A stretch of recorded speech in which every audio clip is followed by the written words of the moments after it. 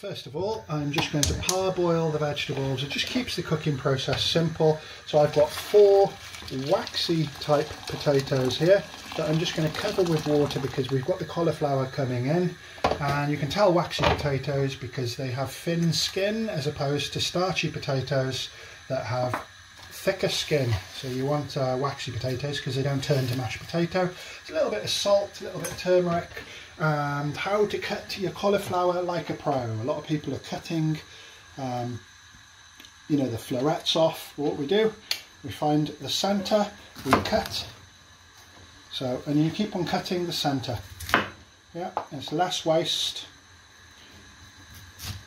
like so, and then you can just pick your florets off. And what I'm going to do is, you can, a little bit too much stalk for you, not a problem. You can even, you know, cut it like that, that's not a problem. And you've got nice florets that are easy to cut down into size with your hand.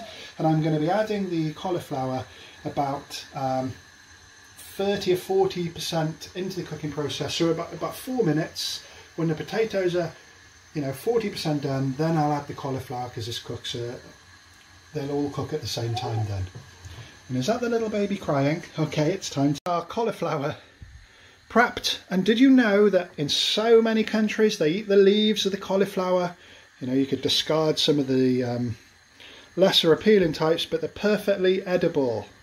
So that's the parboiling done of the potato and cauliflower. So it's about 60–70% done. So we're talking about 6–7 minutes from boiling. And one thing, keep the water. That's great stock. It's got salt in it, it's got turmeric in it, so we're going to need a nice sauce to boil everything down, so keep your stock. Next we're just going to blend 1 tin of plum tomatoes into a smooth paste. We've got all our fantastic, colourful and simple ingredients here for this Aloo Gobi saag. So we've got the Aloo Gobi, literally potatoes and cauliflower with the stock, all important.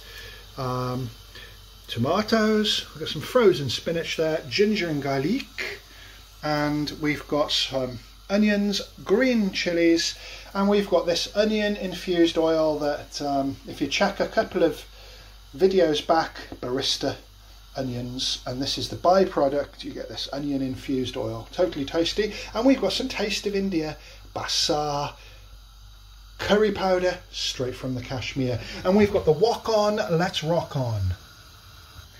So I would be cooking outside today, but it's just started thundering and lightning, and that's really frightening, not very inviting or enticing. So we're doing our indoor delighting. Alright, so we've got enough ghee. The only thing we really need to fry is the onions, so let's just let the ghee melt. Nice high temperature. So I've got some Indian red onions and some British red onions, probably very grown in a hurry in Holland. Doesn't matter, but look at the difference. These are the Indian red onions, nice and subtle, and these are, I don't know, chemically induced, I'm not really sure. And some chilies, they're going into the oil. So saute your onions off. We'll come back in perhaps 5 minutes. Yesterday I made a little video about how to rejuvenate, or you know when you get floppy coriander. Anyway, look at this. It's the same coriander in the video. Look how pert and upright that is. Has it done a little blue pill? I'm not sure. Regardless, that's going to get chopped up. Lovely to put in along with the spinach and for garnish. So we've got the onions just how we want them. Don't they look fantastic?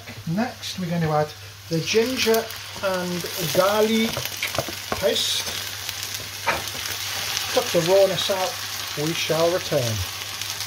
Next it's time to add, look at the nice vibrant colour on that, some bassar, very popular spice mix in the Kashmir region, could be Pakistan or India. So I'm going to get a nice flavour from that, just mix it all in. Now we have our paste, if you like, Next, the tin of blended tomatoes.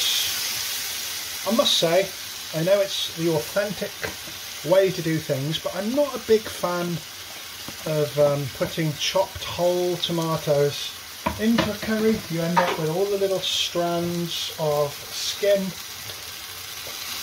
I know you can peel the tomatoes, but is it really worth all the time and effort? You can get a nice smooth sauce with blended tomatoes, passata, whether they're fresh or tinned. So just want to cook those tomatoes off until it's at a high temperature, just to get rid of the rawness. Add salt to taste. I'm going to get about 4 decent sized servings from what I'm cooking here. I've always been interested in ethnic food, and if you're British, that means anything other than British food, especially like, you know, tropical Mediterranean food.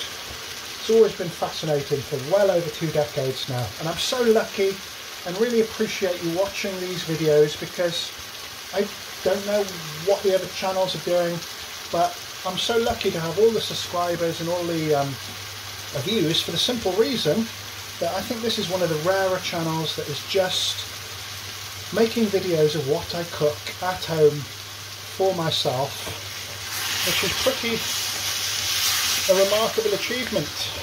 You know, I could go out and buy, you know, an Apple Mac computer, lighting, microphones, and all the, you know, the film setup, and take ages to edit the videos, and, you know, really do a really professional, polished job. But I'm cooking all the dishes that you've ever seen on the video. I'm just cooking for me at home. So thank you very much for watching. So those tomatoes, let's zoom in a little bit. Oh, that's a bit too much. Pause. There we have it. I told you, I'm terrible. Would you believe I have a degree, a university degree in media production? I've never told anybody that, because my videos are made with just my phone. So keep that wonderful stock, which contains turmeric, and these are parboiled. There's about 17%. So you just need to mix it all in, let it come to a thorough heat, continue cooking for about another 5 minutes, and make sure the potato and cauliflower absorb as much as those nice ingredients that we've cooked down so far. So we'll come back in about 6-7 minutes. So as that heats up, so you can see gentle stirring, you can see the importance of using a nice waxy potato. Use a starchy potato, you're in danger of getting a mashed potato sauce. Smelling good. Got to have the splashes up the wall unless you're not doing it right. So that's been oil split, maybe around 5 minutes. Just that little bit of spinach. You know why I'm using spinach? Because I've got this little bit of frozen spinach left in the freezer, and I'm really economic with my space. So that's definitely going in. Think about Saag aloo. Aloo Gobi with Saag, perfect combination, and it adds that nice green colour, and it's good to not use too much. You get the little specks, and of course we're going to add some coriander as well. Ooh, nice. That coriander is a nice variety of coriander. You see, it's not like the flat leaf, this is like the curly leaf coriander, if you think in terms of parsley. And of course, look at the bag, it's withering. You do get a nice big bag, I think it's 440 gram. Taste of India garam masala. There's the ingredients. It's been splashed, but it lasts for ages, because you only need like a teaspoon for 4 portions, something along those lines as well. I'm just going to give that a good stir.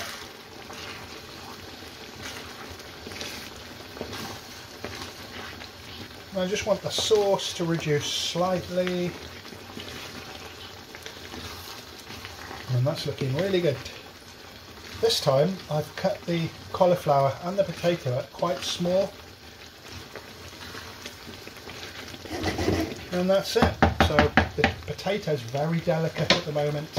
So I'm just going to cook that away for about 1 minute. We'll come back and serve a bowl.